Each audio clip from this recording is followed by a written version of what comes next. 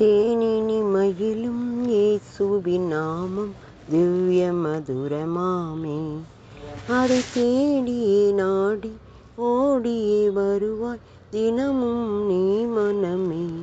இதனால கூட கர்த்தர் நம்மோடு பேசுகிற வேத வசனம் வெளிப்படுத்தல் 10ஆம் அதிகாரம் 9ஆம் வசனம். நீ இதை வாங்கி புசி, இது உன் வயிற்றுக்கு கசப்பாய் இருக்கும், ஆகிலும் உன் வாய்க்கு இது தேனை போல மதுரமாயிருக்கும் என்றான். அப்படி நான் வாங்கி அதை புசிக்கும்போது அது என் வாய்க்கு தேனை போல மதுரமாயிருந்தது. நான் அதை புசித்த உடனே என் வயிறு கசப்பாயிற்று. இந்த வார்த்தை வெளிப்படுத்த விசேஷத்தில் தூதனிடத்தில் போய் அந்த சிறு புஸ்தகத்தை எனக்கு தாரும் அப்படின்னு சொல்லி கேட்குறாரு.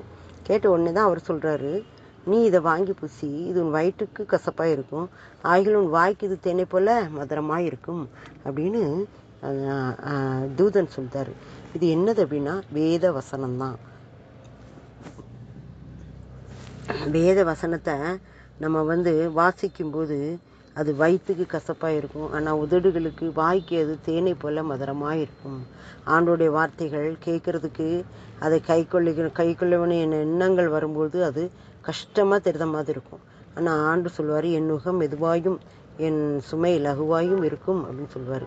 அப்போ அந்த இடத்துல பார்த்தீங்கன்னா அவ்வளோ ஒரு மெதுவான லகுவான அந்த சுமையை சுமக்க முடியாமல் நிறைய பேர் என்ன செய்கிறாங்கன்னா வேதத்தை வாசிக்கிறதுக்கே கஷ்டப்படுறாங்க. ஆனால் அது வாசிக்கும்போது அது மதுரமாக இருக்கும், அது வயிற்றுக்கு கொஞ்சம் கசப்பாக இருக்கும். ஏன் கசப்பாக இருக்குது அப்படின்னா, இந்த வயிற்றுக்குள்ளே போனால் அது நம்ம வேத புத்தகத்தினுடைய வார்த்தைகளை கடைப்பிடிக்கிறது கஷ்டப்படுறாங்களா, அதைத்தான் இப்படி சொல்லப்படுகிறது. வேதத்தினுடைய வார்த்தைகள் கேட்குறதுக்கு நல்லா இருக்கும், ஆனால் கடைப்பிடிக்கிறதுக்கு சில பேர் கஷ்டப்படுவாங்க.